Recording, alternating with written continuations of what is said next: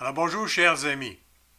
Alors c'est une joie que j'ai ce matin de m'adresser à vous devant cette caméra dans ce jour de Pâques de 2020, donc le 12 avril exactement.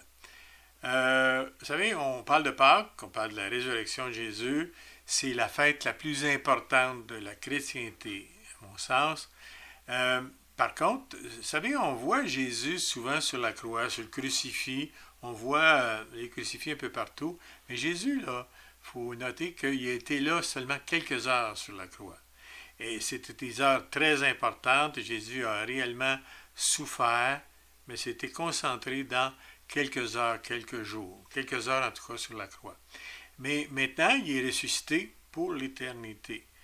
Quand il est ressuscité, il est revenu, il a marché avec ses disciples pour 40 jours. Après ça, il est monté au ciel. Et puis là, il dit, vous êtes avantageux que je m'en aille parce que je vais vous envoyer le Saint-Esprit. Alors le Saint-Esprit, maintenant, il est capable de toucher tout le monde en même temps. Jésus, il touchait une personne à la fois ou quelques personnes à la fois quand il prêchait. Mais à ce moment-là, le Saint-Esprit, aujourd'hui, il est actif pour toucher tous les cœurs de toute personne à travers la planète, à travers le monde. Donc, il y a beaucoup plus d'efficacité. Donc, le mot Pâques, ça vient de l'hébreu qui est Pessa. Donc, ça célèbre, à ce moment-là, il célébrait à chaque année en Israël la sortie d'Égypte, qui était très important. Parce que quand ils sont sortis d'Égypte, ça faisait 400 ans qu'ils étaient captifs, qu'ils étaient en Égypte. Au début, ça allait bien, pendant que le pharaon qui était avec Joseph à ce moment-là, il bénissait le peuple juif, mais c'était rendu qu'il était persécuté. Et puis, on se souvient que à ce moment-là, il avait donné des ordres, le pharaon de ce temps-là, il avait donné des ordres que tous les enfants mâles devaient mourir. Alors, à ce moment-là, Moïse, par un miracle, ils ont pu sauver Moïse, qui est devenu le libérateur des Juifs. Donc, c'est pas un hasard. C'est pas un hasard que Jésus a décidé de mourir et de ressusciter pendant cette fête-là. Parce que ça signifiait une libération de l'esclavage. Et puis, Jésus est mort. Tout le monde meurt. Mais tout le monde ne ressuscite pas de la façon que Jésus a faite. Puis parce que Jésus est ressuscité, on peut lui faire confiance parce qu'il est toujours là. Moi, j'aime bien ça, parler à quelqu'un quand il est vivant. Quand il est vivant, c'est important de s'adresser à quelqu'un qui est vivant. Et puis Jésus est vivant, on peut s'adresser à lui par la prière. Puis le Saint-Esprit nous inspire justement comment prier. Donc, la fête de Pâques aussi, pour les païens, ça va être une fête qui souligne l'arrivée du printemps. Donc, c'est l'arrivée du printemps aussi. Puis si Jésus n'était pas ressuscité, la foi chrétienne, là, on croirait en vain. Parce que c'est parce que Jésus est ressuscité qu'on peut faire confiance, qu'on peut vraiment lui parler. Alors, je voudrais démontrer aujourd'hui par les Écritures que les gens de ce temps-là, les autorités de ce temps-là en Israël savaient que Jésus était ressuscité. Puis il y a eu de la mauvaise foi à ce moment-là. Pourquoi? Parce qu'ils ne voulaient pas perdre, vous savez, ils ne voulaient pas perdre leur crédibilité, ils voulaient rester en contrôle. Pourtant, les pharisiens avaient été installés là pour défendre la foi. Et puis pour faire en sorte, pour attendre le Messie.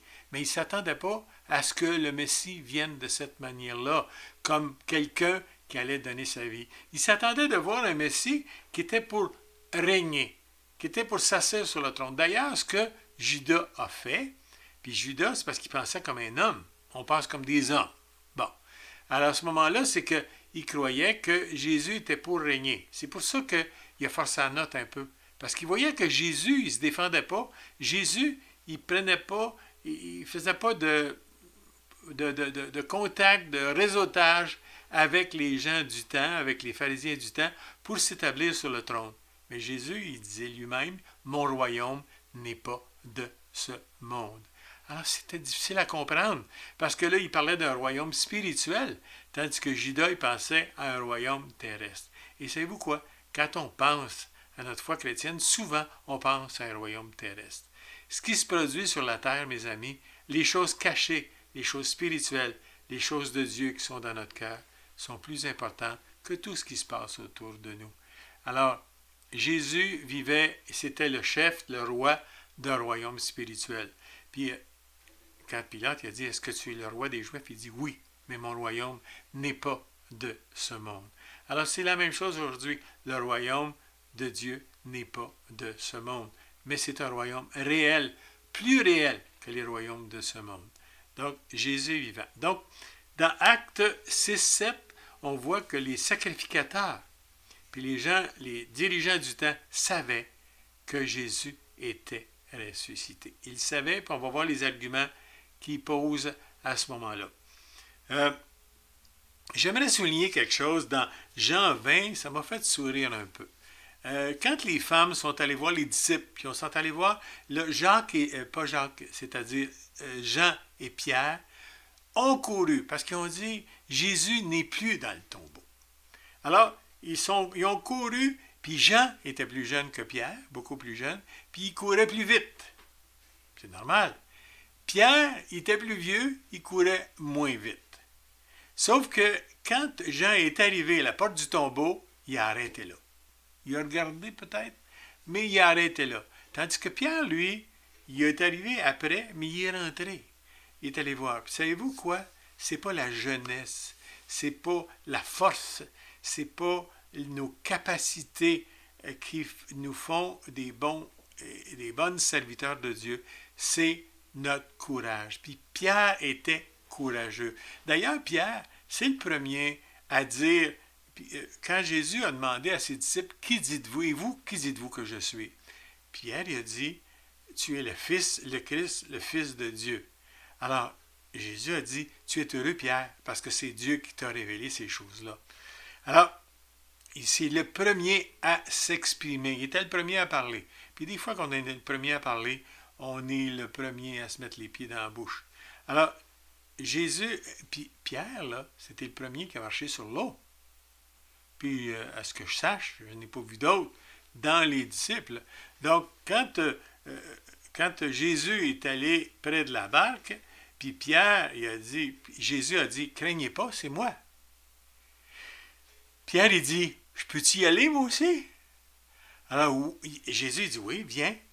Alors, ça veut dire que c'est possible si on veut. Mais ça prenait du courage pour débarquer de la barque. C'était pas au mois de décembre, là, pendant que c'est gelé. Nous autres, on marche sur l'eau. Au mois de décembre, au mois de janvier, quand c'est gelé. Mais là, c'était pas gelé, c'était la mer de Galilée.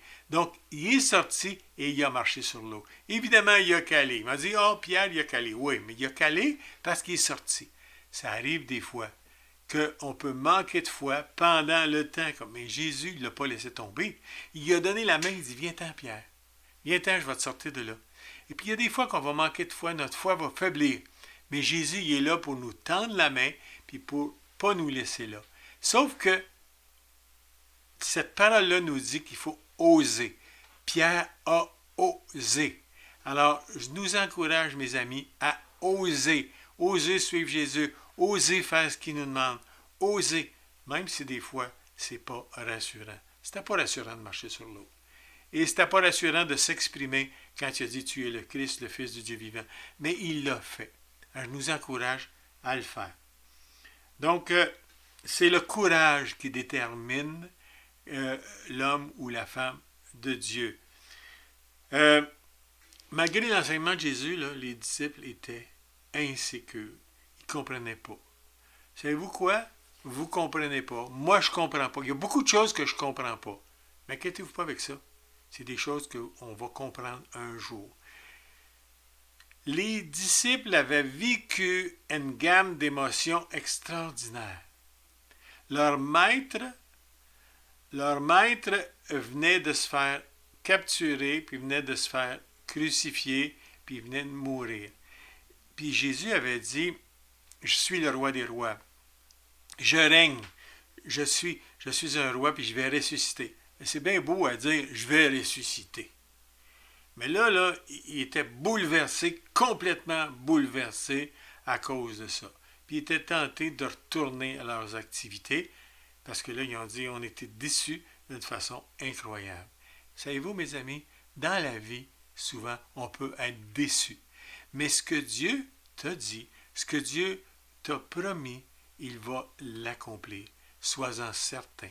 Tu as reçu des paroles dans ta vie que tu dis, ça n'a pas de sens, ça ne ressemble pas du tout à ce que j'ai reçu comme parole.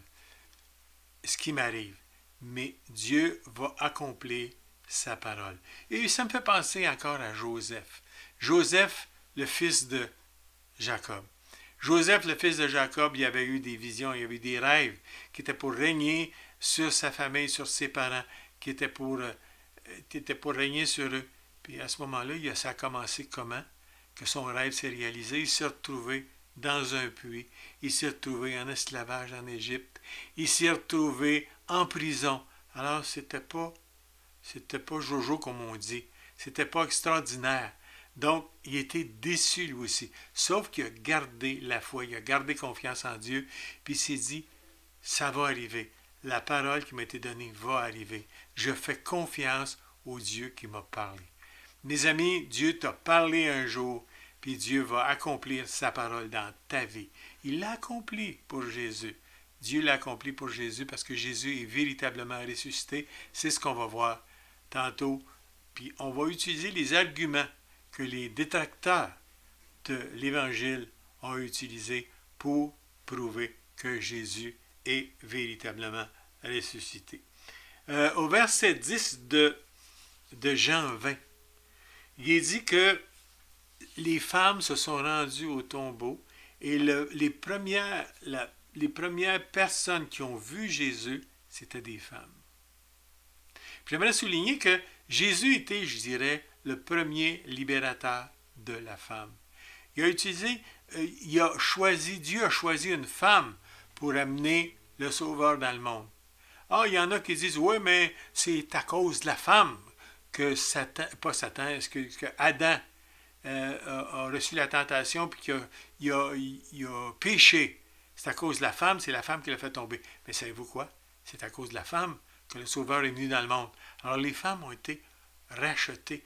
Puis sans l'intervention d'aucun homme, Jésus est arrivé dans le monde, son Père, c'était Dieu lui-même. Il n'y a pas aucune intervention d'homme. Parce que la femme, Marie, n'était pas mariée au moment où elle est tombée enceinte de Jésus. Donc, c'était Dieu lui-même. Et donc, les femmes ont été utilisées, ils ont été honorées, ils sont encore honorés par Dieu. Donc, c'est le plus grand libérateur de la femme. Donc, les adversaires de l'Évangile, ils critiquent puis ils nient la résurrection. Et puis, on va regarder les arguments qu'ils utilisent pour justement nier la résurrection. Alors, les arguments, par exemple, ils disent, premier argument, c'est que le corps de Jésus a été volé. OK? Jésus n'était pas vraiment mort, mais il s'est réveillé d'un coma. Deuxième argument. Troisième argument, les disciples et les femmes ont eu des hallucinations. C'est des rêveurs. Et le quatrième argument, un mythe s'est créé après la mort de Jésus. Et puis le cinquième argument, il s'agit de phénomènes spirites. C'est un fantôme. OK. C'est des hypothèses qui, on va voir, ça ne tient pas debout. Premièrement, la première hypothèse, le corps de Jésus était volé. Si ça avait été, par exemple, les païens, les gens du temps, les gens qui ne sont pas croyants, qui avaient volé le corps de Jésus, qu'est-ce qu'ils auraient fait? Pour prouver que Jésus n'était pas ressuscité, il leur a montré. Regardez, il est là, là. Il est là, le corps de Jésus. Si c'était les apôtres, c'est pas les apôtres, à ce moment-là, ils étaient découragés, les apôtres. Puis, de toute façon, ceux qui croyaient que la résurrection était pour avoir lieu, à ce moment-là, la résurrection avait lieu ou était pour avoir lieu, tout simplement. Mais, regardons ensemble dans Matthieu 27 et puis Matthieu 28. Qu'est-ce qu'il raconte? C'est que, à ce moment-là, les gens, les dirigeants, les anciens de ce moment-là, ils ont dit, écoute, Jésus, il a dit qu'il était pour ressusciter. Ce ne serait pas prudent de, à ce moment-là, surveiller, de mettre des gardes pour surveiller le tombeau, parce que si ses disciples viennent voler le corps, puis commencent à dire, ben écoute, il est ressuscité, on n'est pas avancé. Fait que, si vous voulez, on va mettre des gardiens à la porte du tombeau. Puis qu'est-ce qu'ils ont fait? Puis Pilate a dit, oui, vous avez une garde là? Mettez votre garde là, puis surveillez ça. Alors, ce qui est arrivé, c'est que le matin du troisième jour, le dimanche matin, on peut dire, là, le premier jour de la semaine, on voit qu'il y a eu un grand tremblement de terre. Il y a eu un grand tremblement de terre, puis là, ben, il y a un ange qui est venu, tout habillé en blanc, qui a tassé la pierre sur le tombeau. C'était comme dans une grotte. Et puis à ce moment-là, Jésus est ressuscité. Maintenant, les gardes qui étaient là, ils ont été éblouis, il y a eu une grande lumière, ils sont tous tombés sur le dos. Comme morts. C'est ce qu'il dit. Vous lirez dans Matthieu 28. Ils sont tous tombés comme morts. Donc, à ce moment-là, ils n'ont rien vu. Sauf que, ils n'ont rien vu, mais les femmes qui sont arrivées au tombeau, l'ange a dit, il dit, vous autres, je vous le dis, là, Jésus est ressuscité, il n'est plus ici. Mais ils ont rencontré Jésus, puis Jésus a dit, touchez-moi pas, je ne suis pas encore allé vers mon Père. Mais à ce moment-là, ils ont vu Jésus les premières. Puis là, ben, ce qui arrive, si on voit au verset 11, il y a des gens de la garde qui se sont retrouvés vers les anciens, vers les secrétaires, pour leur raconter ce qui était arrivé. Là, ils étaient embêtés parce qu'ils ont dit, écoute, il est arrivé quelque chose. Il est arrivé quelque chose. Alors, ce qu'ils ont fait, normalement, dans ce temps-là, ce qui se passait, c'était la coutume, quand des soldats échappaient un prisonnier, la coutume, c'est que ces soldats-là, ils le payaient de leur vie. D'ailleurs, on le voit dans les épîtres de Paul, à un moment donné, quand les chaînes de Paul sont tombées, il a dit aux soldats, les soldats étaient prêts à se suicider, à se tuer, ils ont dit, faites-vous pas de mal, on est tous là. Alors, à ce moment-là, c'était la coutume. Mais ce qu'ils ont fait, c'est que les anciens ont décidé de donner une forte somme d'argent. C'est écrit qu'ils donnent une forte somme d'argent au verset 12. Ceux-ci, après s'être assemblés avec les anciens et avoir tenu conseil, donnèrent aux soldats une forte somme d'argent. Donc, c'était pas la coutume de donner de l'argent. Donc, au lieu de les tuer, ils leur donnent de l'argent. Ça prouve quoi? Taisez-vous. Puis il leur a dit, dites que le corps a été volé par les disciples. Dites ça. On vous a donné assez d'argent, dites ça. Mentir, c'est pas grave. C'est payant à mentir. Des fois, on pense que c'est payant à mentir. Mais ça prouve que Jésus était ressuscité et il le savait. Il le savait. Donc, c'était de la mauvaise foi. Donc, ça prouve que, dans un premier argument, leur argument n'était pas bon, le corps a été volé, ça ne tient pas la route. Deuxième argument, excusez-moi, Jésus était dans le coma. Il s'est réveillé dans le coma. Puis après que Jésus a été ressuscité, il est monté vers son Père, il est parti sur la route vers Emmaüs parce qu'il avait dit aux femmes, il avait dit que dites à mes amis et mes frères de me retrouver là-bas en Galilée. Puis Jésus est parti à pied. Il y a 20 kilomètres à peu près à faire. Et puis on connaît l'histoire des disciples d'Emmaüs. Les disciples d'Emmaüs ont rencontré Jésus, ils ont parlé avec lui, ils ne l'ont pas reconnu tout de suite. C'est quand il a brisé le pain qu'ils l'ont reconnu, ils ont dit, notre cœur ne brûlait-il pas quand il nous parlait. Donc ils ont reconnu Jésus à ce moment-là. Mais quelqu'un qui sort du coma, là, il ne part pas pour faire 20 kilomètres. Il prend quelques semaines pour se reposer. Donc, il n'était pas question de se reposer. Jésus était réellement vivant. Il n'était pas mort. Il n'était plus mort. OK?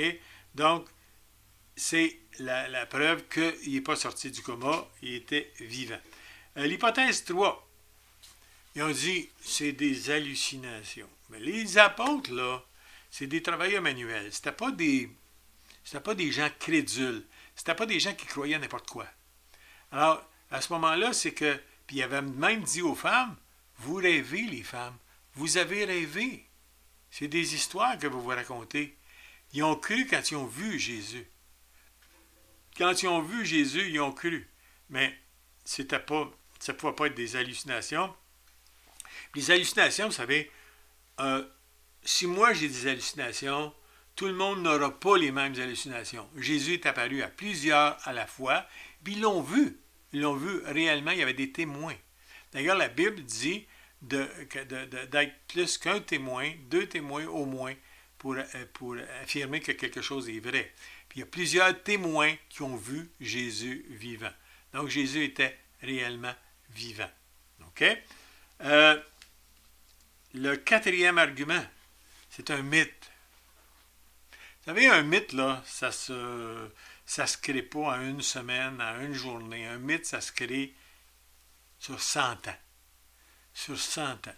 Donc, c'est pas un mythe, ça peut pas être un mythe, c'est véritablement que les gens l'ont vu. Et puis le dernier argument, il s'agit d'un phénomène spirit. Évidemment, ça c'est n'importe quoi. Alors, c'est pas un phénomène. Comme je vous dis, Jésus était réellement vivant. Les amis, maintenant, j'aimerais vous encourager. Si vous croyez vraiment à la résurrection, puis ce que je vous souhaite, c'est que vous croyez, attachez-vous à Jésus. Le Saint-Esprit, il est descendu le jour de la Pentecôte, et puis j'ai pas su qu'il était parti. Il est toujours là. Il est là pour vous rappeler les paroles que Jésus nous a données.